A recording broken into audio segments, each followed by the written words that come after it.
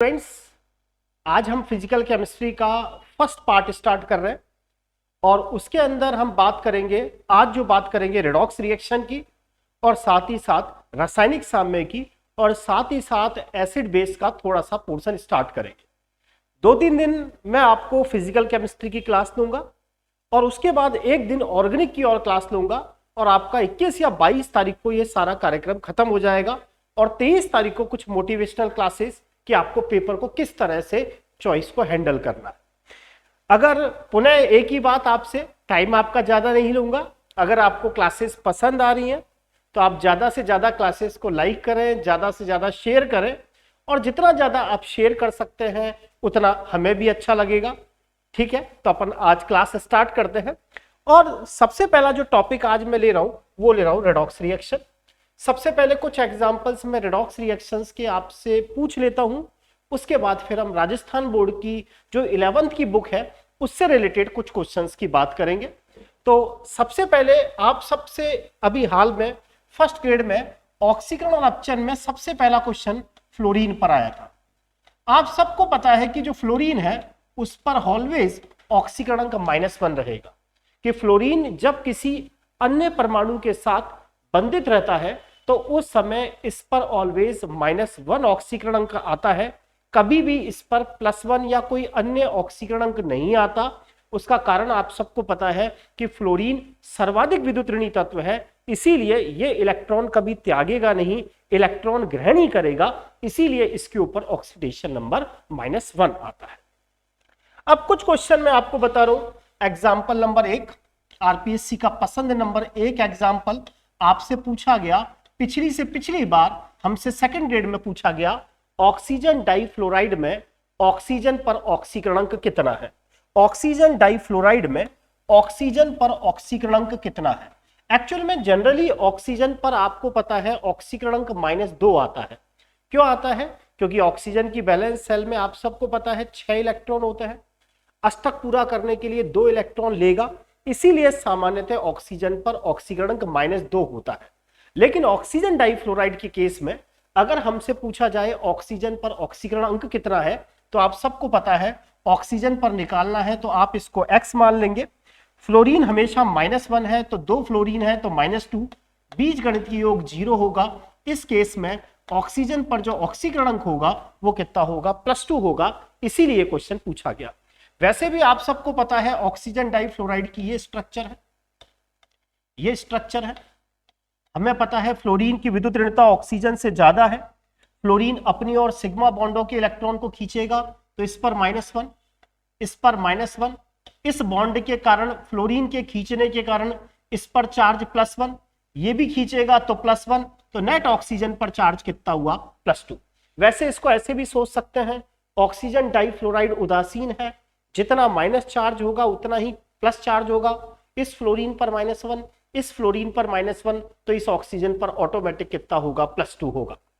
Example number 2 की अगर हम बात करें, जो हमसे आरपीएससी ने 2018 में क्वेश्चन पूछा था, उसने पूछा था डाई ऑक्सीजन डाइफ्लोराइड में, डाई ऑक्सीजन डाइफ्लोराइड में ऑक्सीजन पर ऑक्सीकरण अंक कितना है। डाई ऑक्सीजन डाइफ्लोराइड में ऑक्सीजन पर ऑक्सीकरण अंक कितना है। अब अगर आपको इसकी स्ट्रक्चर आती है तो देखो, 2 तो ऑक्सीजन इस तरीके से, फ्लोरीन हमेशा सिंगल बॉन्ड से जुड़ता है और आप सबको पता है ऑक्सीजन की वैलेंसी 2 होती है। इस ऑक्सीजन पर इस ऑक्सीजन के कारण कोई चार्ज नहीं आएगा क्योंकि इन दोनों की विद्युत ऋणता आपस में बराबर है। लेकिन अभी अभी मैंने कहा था फ्लोरीन क्या करेगा? अपनी और इलेक्ट्रॉन्स को खींचेगा, उसके कारण इस पर -1, ऑटोमेटिक इस ऑक्सीजन पर चार्ज कितना होगा? +1।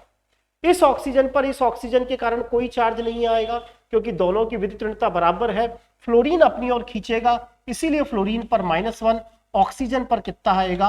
+1। तो डाई ऑक्सीजन डाइफ्लोराइड में प्रत्येक ऑक्सीजन पर जो ऑक्सीकरण अंक है वो +1 आता है। आप इसको ऐसे भी कर सकते थे, कैसे?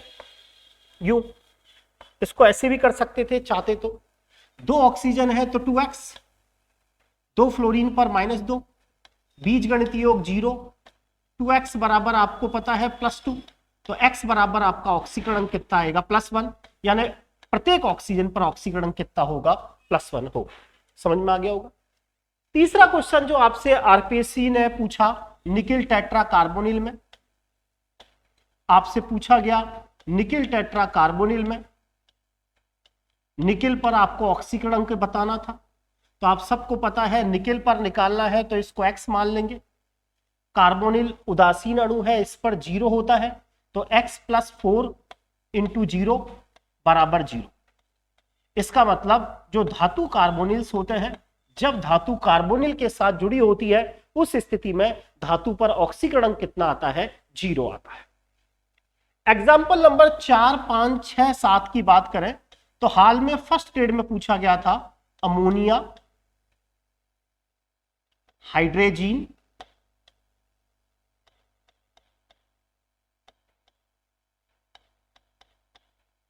हाइड्रोक्सिल एमीन और हाइड्रोजोइक एसिड। हाल में ही अभी फर्स्ट ग्रेड में यह क्वेश्चन आया था और यह पूछा गया था कि आपको यह बताना है कहां पर इन चारों में किस नाइट्रोजन पर ऑक्सीकरण अंक सबसे ज्यादा है। अब मुझे इस नाइट्रोजन पर ऑक्सीकरण अंक निकालना है x। आप सबको पता है हाइड्रोजन +1 HCl H+1, हाइड्रोजन +1 तो 3 हाइड्रोजन पर +3, बीज गणित योग 0 क्योंकि कंपाउंड 0 है, उदासीन है, तो x बराबर -3। इसका मतलब अमोनिया में नाइट्रोजन पर ऑक्सीकरण अंक -3 है। यहां आपको दिख रहा है प्रत्येक नाइट्रोजन पर निकालना है, 2 नाइट्रोजन है तो 2x, 2 और 2 4 हाइड्रोजन +4 बराबर 0, 2x बराबर -4, तो x बराबर यहां पर ऑक्सीकरण अंक कितना है? -2। NH2OH में देखें, नाइट्रोजन पर निकालना है x, 2 और 1 3 हाइड्रोजन +3, ऑक्सीजन पर -2, बीज गणितीय योग 0, x बराबर -1। हाइड्रोजोइक एसिड में 3 नाइट्रोजन है, 3x, हाइड्रोजन पर +1, बीज गणितीय योग 0, 3x बराबर -1, x बराबर क्या होगा? -1/3। तो आप सबको पता है नेगेटिव में -1/3 सबसे ज्यादा है, इसीलिए इसका आंसर क्या। उम्मीद करता हूं आपके ये क्वेश्चन समझ में आ गए। ये क्वेश्चन अब तक आरपीएससी ने हमसे पूछे। अब कुछ एग्जाम्पल्स मैं राजस्थान बोर्ड की बुक में से ले रहा हूं। पहले हम उन एग्जाम्पल्स की बात कर लेते हैं, ज्यादा समय नहीं लेंगे, लेकिन फिर भी 3-4 एग्जाम्पल राजस्थान बोर्ड की बुक ने दिए हैं, तो हम बात करते हैं। पहला C3O2। C3O2 में अब क्वेश्चन इस तरीके से पूछा जाएगा कि C3O2 में इस कार्बन पर औसत ऑक्सीकरण अंक क्या है, क्योंकि इसके अंदर क्या होता है, तीनों कार्बनों पर एक जैसा ऑक्सीकरण अंक नहीं आता, किसी पर कुछ आता है और किसी पर कुछ आता है। अब आपसे पूछा जाएगा कि C3O2 जिसे कार्बन सम मोनोऑक्साइड कहते हैं, उसमें कार्बन का औसत ऑक्सीकरण अंक क्या है? औसत, तब कोई दिक्कत नहीं होती। हमें 3 कार्बन पर निकालना है 3x, 1 ऑक्सीजन पर -2 तो 2 ऑक्सीजन पर -4, बीज गणितीय योग 0, 3x किसके बराबर? 4, x बराबर आंसर क्या आया? +4/3। ये एवरेज है। कैसे है कि कार्बन सब मोनोऑक्साइड की स्ट्रक्चर कैसे बनाते हैं? पहले 3 कार्बन बना ले, ये C3O2 की स्ट्रक्चर है। अगर हम ध्यान से देखें तो जो ये केंद्रीय कार्बन है, इस पर ये कार्बन और इस कार्बन के बीच में डबल बॉन्ड है, दोनों की विद्युत ऋणता बराबर है, इसीलिए इस कार्बन पर कोई इस कार्बन के कारण चार्ज नहीं आएगा। ऐसे इस कार्बन पर भी इस कार्बन के कारण कोई चार्ज नहीं आएगा। तो बीच वाला जो कार्बन है, इसके ऊपर जो औसत ऑक्सीकरण अंक 0 है। यहां इस कार्बन पर इस कार्बन के कारण तो कोई चार्ज नहीं आएगा, दोनों की विद्युत ऋणता बराबर है, लेकिन कार्बन से ज्यादा विद्युत ऋणता ऑक्सीजन की है। कार्बन से इलेक्ट्रॉन ऑक्सीजन खींचेगा। जब सिंगल बॉन्ड होता है तो 1 चार्ज आता है, डबल बॉन्ड होता है तो 2 चार्ज आता है। इस ऑक्सीजन पर -2, इस कार्बन पर +2, इसी तरीके से इस ऑक्सीजन पर -2, इस कार्बन पर +2। आ गया होगा समझ में? अगर वो हमसे ऐसे कहता कार्बन सब मोनोऑक्साइड में जो सेंट्रल कार्बन है, तारांकित जो कार्बन है, इस पर ऑक्सीकरण अंक क्या होगा? तब तो 0। और अगर वो कहता एवरेज ऑक्सीकरण अंक निकाले तो 4/3 कितना आएगा? सॉरी, हाँ, 3x बराबर 4/3। देखो एवरेज कैसे निकाला, इस पर 2, इस पर 0, इस पर 2, तो एवरेज कैसे निकालते हैं?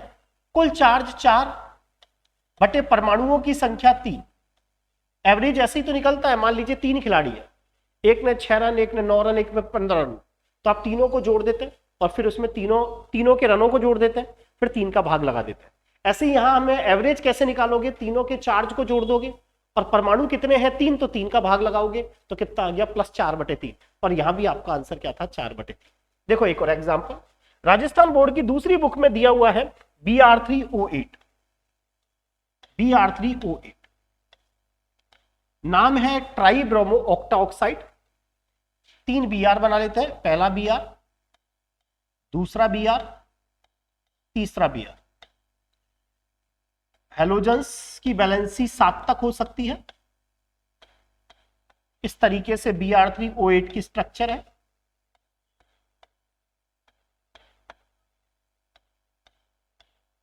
पहले मैं डायरेक्ट निकालता हूं कि इस ब्रोमीन पर एवरेज ऑक्सीकरण कैसे निकालेंगे। तो देखो आप क्या करोगे, आप कहोगे 3 ब्रोमीन है तो 3x - 16 बराबर 0, 3x बराबर 16, तो एवरेज निकला 16/3।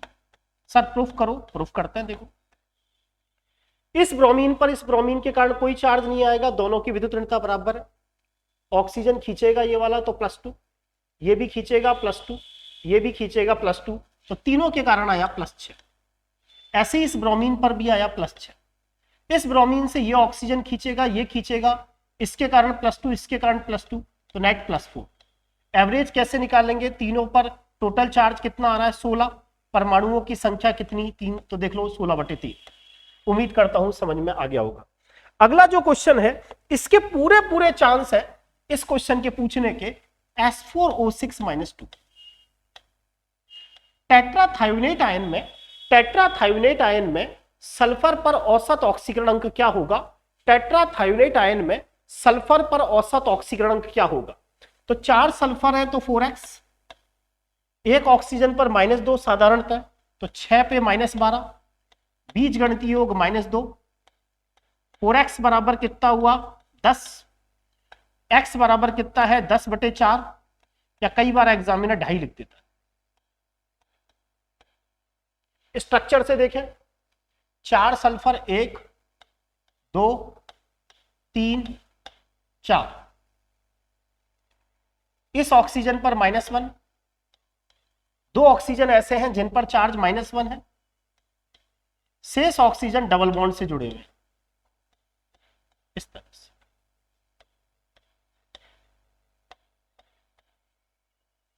आया समझ। इस सल्फर पर ना तो इस बॉन्ड के कारण चार्ज ना इस बॉन्ड के कारण चार्ज, दोनों की विद्युत ऋणता बराबर है। इसी तरीके से इस सल्फर पर भी किसी तरह का चार्ज नहीं आएगा, यानी इस सल्फर पर औसत ऑक्सीकरण अंक 0, सॉरी इस पर भी कितना 0, इस पर 2 और 2 4 और 1 5, क्योंकि ये ऑक्सीजन खींचेगा, 2 और 2 4 और 1 ये खींचेगा 5, डबल बॉन्ड के कारण +2, डबल बॉन्ड के कारण +2, सिंगल बॉन्ड के कारण +1, नेट +5। तो देख लो आप 5 और 5 कितना हो गया 10, 10 बटे सल्फर कितने 4। इसीलिए टेट्राथायोनेट आयन में प्रत्येक सल्फर पर जो ऑक्सीकरण अंक आता है वो आपका कितना आ रहा है 5/2 या 2.5 आता है। उम्मीद करता हूं आपके क्वेश्चन समझ में आ गए होंगे। इसी तरीके के क्वेश्चंस आपसे पूछे जा सकते हैं। 1-2 क्वेश्चंस और मैं आपको बता रहा हूं, उनको और आप देख लें, फिर अपन नेक्स्ट टॉपिक की बात करेंगे। इसमें जैसे उसने एक इक्वेशन दे रखी है, cuprous oxide plus cuprous sulphide. Cuprous oxide और क्यूप्रस सल्फाइड की रिएक्शन करा के कॉपर बना रखा है, और साथ ही साथ उसने सल्फर डाइऑक्साइड गैस को रिलीज कर। यहां बैलेंसिंग भी दे रखी है 2 6, और यह पूछा गया है क्या ये रिएक्शन रेडॉक्स रिएक्शन है क्या। तो आप सबको पता है रेडॉक्स रिएक्शन में एक का ऑक्सीडेशन होता है और दूसरे का क्या होता है रिडक्शन होता है। ये क्यूप्रस ऑक्साइड है, ये क्यूप्रस सल्फाइड है, ये कॉपर है, ये सल्फर डाइऑक्साइड है। अगर हम क्यूप्रस ऑक्साइड में देखें तो 2 कॉपर है तो 2x, ऑक्सीजन पर -2, बीज गणितीय योग 0, इस 2 से इससे कोई फर्क नहीं पड़ता। 2x - 2 बराबर 0, तो 2x बराबर 2, यानी इस समय इस कॉपर पर जो ऑक्सीकरण अंक है वो +1 है। वैसे भी आप सबको पता होगा क्यूप्रस जो ऑक्साइड होता है क्यूप्रस, उसमें इस पर +1 और दिख रहा है इसमें ऑक्सीजन पर -2। ये क्यूप्रस सल्फाइड है, इसी तरीके से निकलेगा। इस कॉपर पर +1 है, सल्फर पर कितना चार्ज है -2। कॉपर स्वतंत्र है, किसी के साथ नहीं जुड़ा तो चार्ज आने का सवाल ही नहीं है, इस कॉपर पर 0। सल्फर डाइऑक्साइड में निकालोगे तो x -4 बराबर 0, तो x बराबर +4, यानी इस सल्फर पर तो निकला +4 और प्रत्येक ऑक्सीजन पर ऑक्सीकरण अंक है -2। अगर हम ये देखें तो यहां कॉपर के ऑक्सीडेशन नंबर में कमी आ रही है, +1 से 0, और जब ऑक्सीडेशन नंबर में कमी आती है तो आप सबको पता है वो अपचयन कहलाता है, यानी यहां पर कॉपर का क्या हो रहा है, अपचयन हो रहा है। लेकिन अगर आप ध्यान से देखें कॉपर का अपचयन, ऑक्सीजन यहां भी -2 और यहां भी प्रत्येक ऑक्सीजन पर -2 है, यहां कॉपर का तो अपचयन हो रहा है, लेकिन जो सल्फर है उसका अगर आप ध्यान से देखें तो ऑक्सीडेशन हो रहा है, क्योंकि सल्फर पर ऑक्सीकरण अंक -2 से +4 हो रहा है।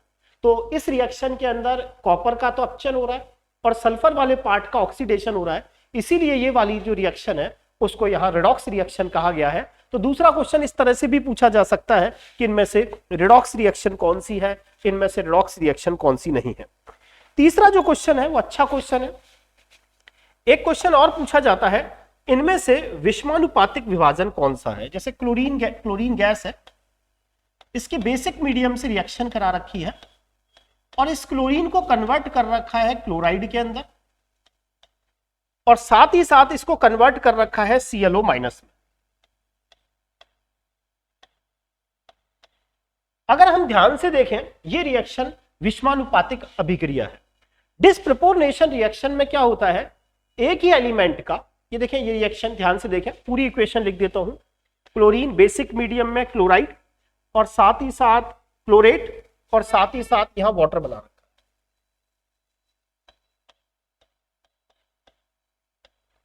ठीक है। अब अगर हम ध्यान से देखें तो यहां OH- है और पानी को भी तोड़ोगे तो H+ और OH- है, यानी OH- है और इधर भी OH- है, यानी OH- पर कोई फर्क नहीं पड़ता। अगर हम इस क्लोरीन के अंदर देखें तो इस क्लोरीन और इस क्लोरीन की विद्युत ऋणता बराबर है, तो इस पर ऑक्सीकरण कितना आएगा, 0, क्योंकि इसके कारण किसी तरह का कोई चार्ज नहीं आएगा। यहां इस क्लोरीन पर ऑक्सीकरण -1 होगा, क्योंकि आपको दिख रहा है यहां किसी भी आयन के ऊपर जो चार्ज होता है वही उसका ऑक्सीकरण होता है। और इस ClO- में देखें तो क्लोरीन पर ऑक्सीकरण कैसे निकालोगे, x -2 बराबर -1, x बराबर कितना आएगा, पक्षांतरण करोगे तो +1। ध्यान से देखें तो क्लोरीन का ही ऑक्सीडेशन हो रहा है और क्लोरीन का ही अपचयन हो रहा है।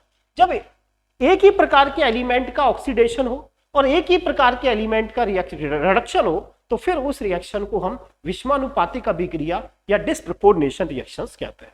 उम्मीद करता हूं रिडॉक्स रिएक्शन वाला चैप्टर आपके समझ में आ गया होगा और फिर आप थोड़ी बहुत खुद भी प्रैक्टिस करेंगे, एग्जाम्पल्स को देखेंगे। जैसे 1-2 एग्जाम्पल्स में और बता देता हूं, जैसे मान लीजिए वो आपसे पूछ ले K2MnO4,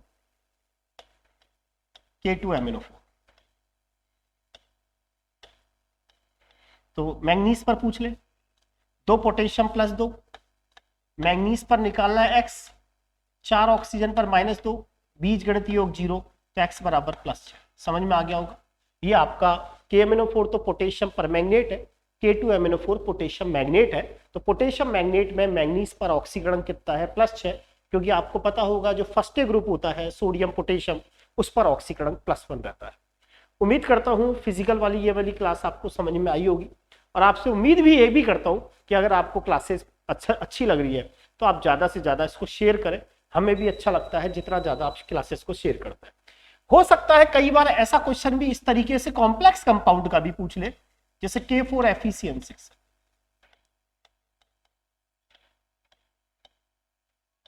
और पूछ ले कि बताओ पोटेशियम फेरोसाइनाइड में आयरन पर ऑक्सीकरण कितना है, तो आप इसके टुकड़े करो। कुछ नहीं लिखा तो आपको पता है यहां 1 लिख लेते हैं। ये चार्ज इसका होता है, ये चार्ज इसका होता है, ये रहता इसके साथ है लेकिन ये होती इसकी, ये रहता इसका है लेकिन है इसकी। समझ में आ गई बात।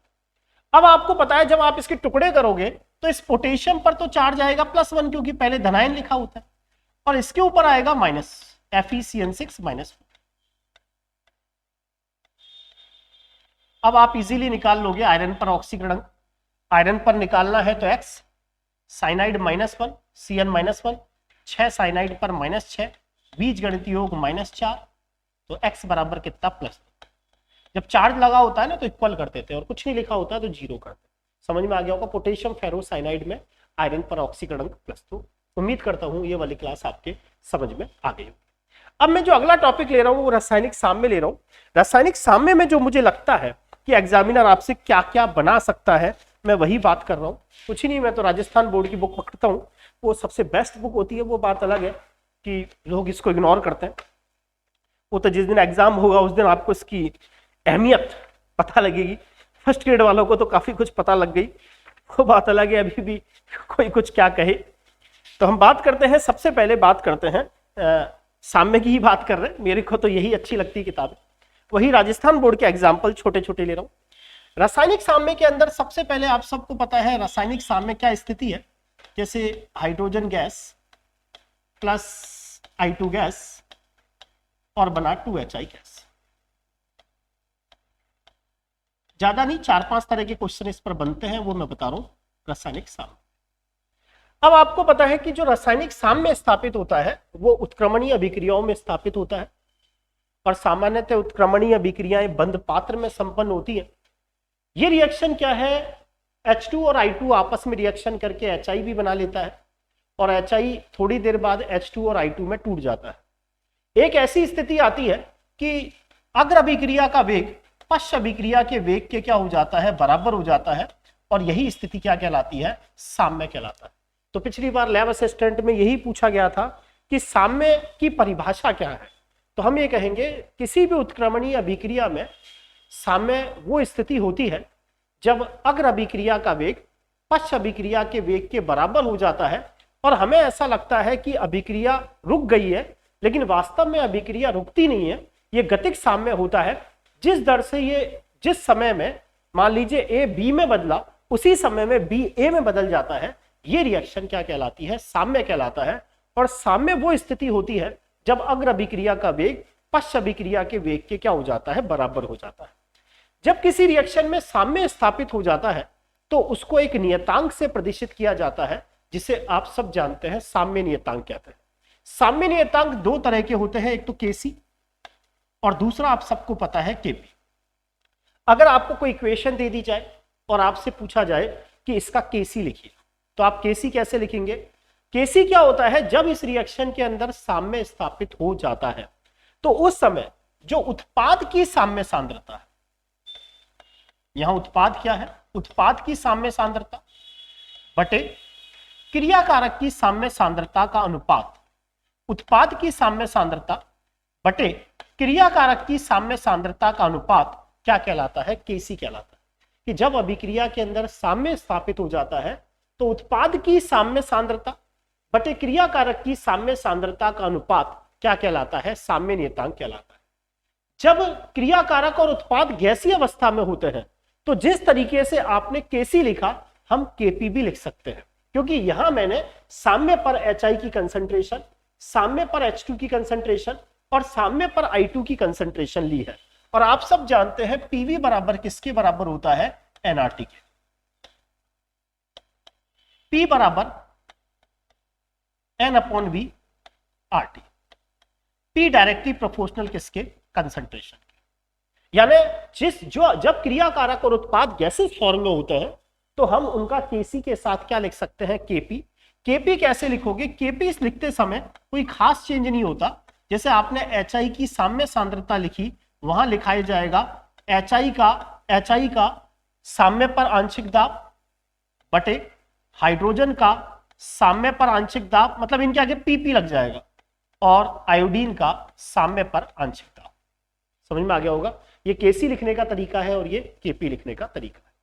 अब ये जो आपके नियतांक होते हैं, साम्य नियतांक होते हैं, ये जो नियतांक है ये सबसे पहले तो ताप से प्रभावित होते हैं। हमेशा ध्यान रखें, कभी भी क्वेश्चन पूछा जाए कि ऐसा कौन सा माइकल आयल है जो केसी और केपी को बदल सकता है, तो केसी और केपी को बदलने वाला पहला कारक होता है ताप। ताप ताप ताप सबका माइकल आयल है। साम्य नियतांक को केवल एक ही कारक प्रभावित करता है, सबसे ज्यादा ताप। लेकिन मान लीजिए इसी इक्वेशन को तीन तरीके से और लिख सकते हैं। पहला हमने लिखा H2 + I2 से बना 2HI, और मान लीजिए आपसे कहा गया कि इसका जो साम्य नियतांक है वो K आया, ये K आया, लिखा ना आपने ये ऊपर के। लेकिन अगर इसी इक्वेशन को उल्टा लिख दिया जाए, 2HI से बना H2 + I2, तो इस स्थिति में साम्य नियतांक बदल जाएगा और जो नया साम्य नियतांक K' होगा और पुराने साम्य नियतांक में क्या संबंध होगा, तो आप कहोगे K' बराबर होगा 1/K। यानी अगर मैं यहां K वाली वैल्यू लगा देता, ये वाली वैल्यू यहां पुट कर दूं यहां, तो ये मेरे पास K' के बराबर आ जाएगा। अगर इसी तरीके से इक्वेशन में वो ये कहता कि इस वाली इक्वेशन में, अगर इस वाली इक्वेशन में मैं 2 का भाग लगा दूं, तो अब बताएं नया साम्य नियतांक K' क्या होगा, मतलब जो K" है और ये इसमें क्या संबंध आएगा। तो जब भाग लगाया जाता है तो रिलेशन होता है K" बराबर K की पावर 1/n। n वो संख्या है जिससे आपने भाग लगाया है, तो आपने इसके अंदर भाग किसका लगाया है, 2 का, तो ये साम्य नियतांक और इस साम्य नियतांक में जो संबंध होगा वो आएगा K" K की पावर 1/2। समझ में आ गया होगा। जैसे हाल में ही कई एग्जामिन्स आप तरह तरह की टेस्ट सीरीज भी दे रखे हैं, तो एक क्वेश्चन खूब पूछता है N2 + 3S2 से बना 2 अमोनिया और कह देता है कि उसका साम्य नियतांक 49 है। फिर वो कहता है N2/2 3S2/2 अमोनिया, उसका साम्य नियतांक क्या होगा। अगर ऊपर वाली रिएक्शन का साम्य नियतांक ये है तो फिर आप K की पावर 1/n, n क्या है, आपने 2 का भाग लगाया है, तो 49 का रूट लेने पर आंसर 7 आता है। सबने देखा भी होगा एक क्वेश्चन। तो साम्य नियतांक को प्रभावित, जो साम्य नियतांक होता है Kc और Kp, उनको एक तो ताप प्रभावित करता है, एक अभिक्रिया को लिखने का तरीका प्रभावित करता है, और कहीं ना कहीं अगर हम ये रस समीकरण मिति गुणांक परिवर्तित कर देते हैं तो भी आपका साम्य नियतांक क्या हो जाता है, बदल जाता है। तो साम्य नियतांक Kc या Kp को ताप, अभिक्रिया के लिखने का तरीका और रस समीकरण मिति गुणांक क्या करते हैं, प्रभावित करते हैं। उम्मीद करता हूं आपकी ये चीज समझ में आई होगी। अगर कई रिएक्शंस ऐसी होती हैं जिनमें आप सबको पता है कि क्रियाकारक और उत्पाद अगर गैसेस फॉर्म में है, तो हम इनका Kc भी लिख सकते हैं और Kp भी लिख सकते हैं। तो Kp और Kc के अंदर क्या संबंध है, ये वाला क्वेश्चन कई बार आरपीएससी पूछ चुकी, तो आप सबको पता है Kp बराबर किसके बराबर होता है, Kc RT की पावर डेल n। Kp बराबर Kc RT की पावर डेल n। यहां डेल n क्या है, उत्पाद के गैसीय मोल देखोगे और क्रियाकारक के क्या देखोगे, गैसीय मोल देखोगे। उत्पाद के गैसीय मोल माइनस क्रियाकारक के गैसीय मोल कर दोगे, वो हमारे पास डेल n होगा। क्या मतलब है, जैसे सपोज करो मैंने एक इक्वेशन लिखी, H2 gas plus I2 gas से बना 2HI। अब आपको पता है यहां क्रियाकारक और उत्पाद गैसेस फॉर्म में है, तो हम इसका Kc भी निकाल सकते हैं और Kp भी निकाल सकते हैं। तो Kp और Kc में क्या रिलेशन होगा, Kp बराबर Kc RT की power del n। Del n कैसे निकालोगे, आप देखोगे उत्पाद के गैसीय मोल कितने हैं, तो उत्पाद के गैसीय मोल हैं 2, क्रियाकारक के गैसीय मोल 1 और 1 2, तो 2 में से 2 गया तो 0। तो यहां Kp बराबर Kc RT की पावर 0 होगा, और किसी की पावर 0 का मतलब 1 होता है, तो यहां Kp बराबर किसके होगा, Kc के होगा। जब डेल n का मान 0 होता है तो उस समय Kp Kc के बराबर होता है। ऐसा आप सबको पता भी है, जैसे पिछली बार पूछा गया था A solid plus B gas C solid T gas, और एग्जामिनर ने पूछा था Kp और Kc में क्या संबंध है। तो देखो सॉलिड से तो कोई लेना देना हमें होता ही नहीं है, क्योंकि जो सॉलिड है उसकी कंसंट्रेशन 1 मानते हैं, सॉलिड की कंसंट्रेशन 1 मानते हैं, तो इनको तो आपको लेना ही नहीं है सॉलिड वाला। अब आपको पता है Kp बराबर Kc RT की पावर डेल n, उत्पाद का भी 1 गैसीय मोल, क्रियाकारक का भी 1 में से 1 गया तो 0, तो Kp बराबर यहां क्या होगा, Kc। जैसे और इक्वेशन की बात करें, PCl5 से बना PCl3 प्लस Cl2,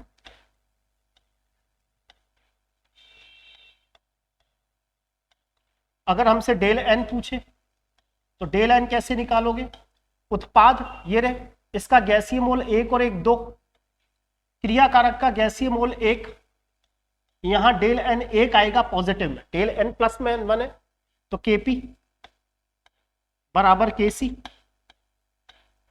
RT की पावर 1। तो इसका मतलब यहां पर Kp का मान किससे बड़ा है? Kc से। तीसरी चीज N2 plus 3s2, N2 gas plus 3s2 gas से बना अमोनिया।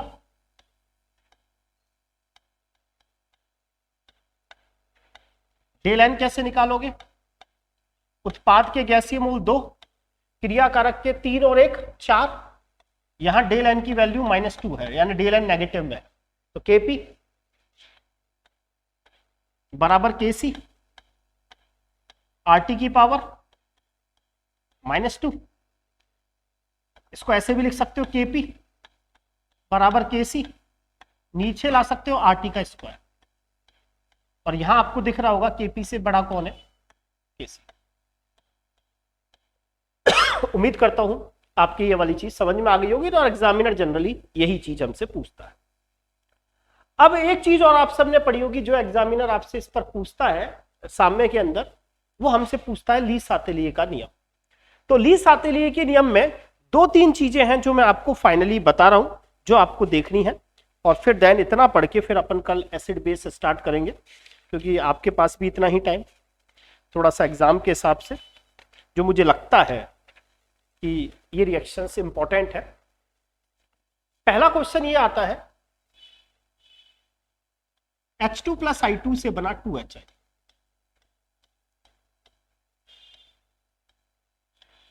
मान लीजिए इस अभिक्रिया में साम्य स्थापित हो चुका है।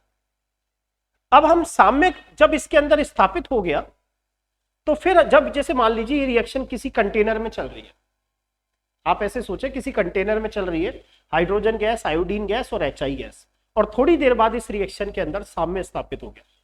जब इसमें साम्य स्थापित हो गया तो फिर हमने दाब बढ़ाना चालू कर दिया, यानी कंटेनर के ऊपर क्या चालू कर दिया? दाब लगाना चालू कर दिया। तो जब आप दाब बढ़ाओगे तो अभिक्रिया के ऊपर क्या फर्क पड़े? तो ध्यान रखें, जो साम्य नियतांक है वो तो ताप से प्रभावित होता है, लेकिन किसी रिएक्शन का साम्य दाब, ताप, आयतन सबसे प्रभावित हो सकता है। जैसे रिएक्शन है, अभी इसमें साम्य स्थापित हो गया, मजे में है, लेकिन आपने तो क्या कर दिया, जब इस रिएक्शन के अंदर साम्य स्थापित हो गया उसी समय दाब बढ़ा दिया, हाइड्रोजन गैस का दाब बढ़ा दिया या किसी भी गैस का दाब बढ़ा दिया। तो दाब बढ़ाने पर साम्य गड़बड़ा जाता है।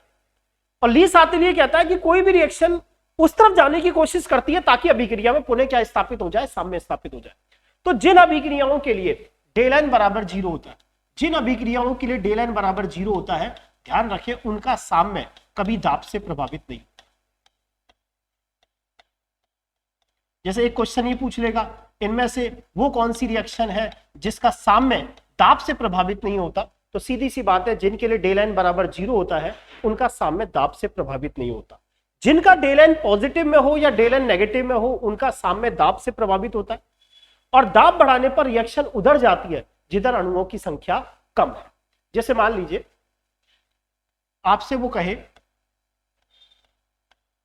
N2 प्लस 3s2 से बना 2 अमोनिया, और साथ में वो कहता है ये रिएक्शन ऊष्माक्षेपी है।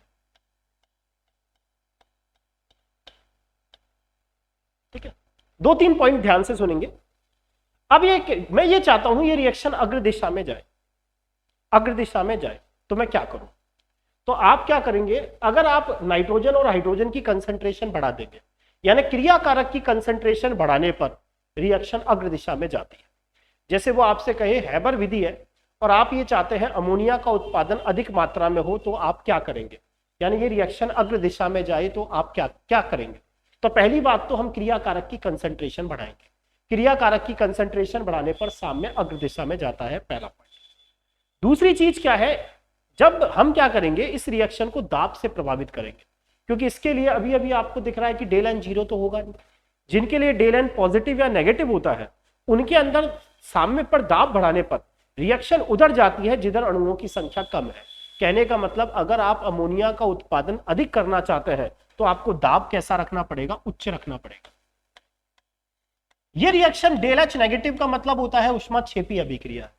ऊष्माक्षेपी अभिक्रियाओं में क्या होता है, ताप कम करने पर ऊष्माक्षेपी अभिक्रियाओं में ताप कम करने पर रिएक्शन अग्र दिशा में जाएगी।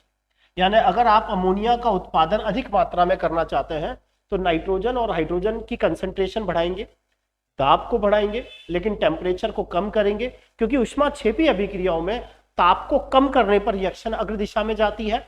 और ऊष्माशोषी अभिक्रियाओं में, जैसे मान लीजिए अगर यही इक्वेशन ऐसी होती, ए गैस प्लस 2b गैस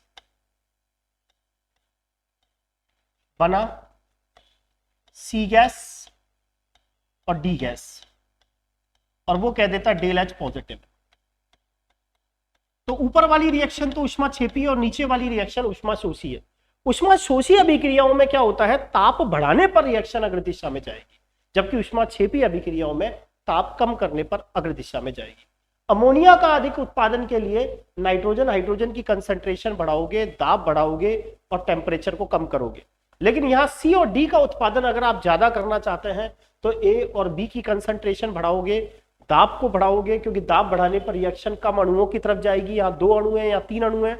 लेकिन टेम्परेचर को भी यहाँ बढ़ाओगे, क्योंकि ऊष्माशोषी अभिक्रियाओं में ताप बढ़ाने पर रिएक्शन अग्र दिशा में जाती है। एक पॉइंट और आपको याद करना है, अगर वो कहता है स्थिर आयतन है, क्या कहता है, स्थिर आयतन है, स्थिर आयतन पर अगर आप अक्रिय गैस मिलाते हो तो साम्य अप्रभावित रहता है। स्थिर आयतन पर अगर आप अक्रिय गैस मिलाते हो तो साम्य अप्रभावित रहता है। उम्मीद करता हूं आज की क्लास 20 मिनट सुबह वाली खाने वाली क्लास और कल सुबह की 20 मिनट वाली डोज आपको मिल गई होगी। इन सबको आप पढ़ के जाएंगे, आगे बेस्ट ऑफ लक जो भी है। और कल हम बात करेंगे आपके एसिड बेस आयनिक साम्य और केमिकल काइनेटिक की, और परसों में आपका टॉपिक लूंगा इलेक्ट्रो, और साथ ही साथ शायद इलेक्ट्रो के साथ थोड़ा सा सॉल्यूशन लूंगा। ठीक है, थैंक यू।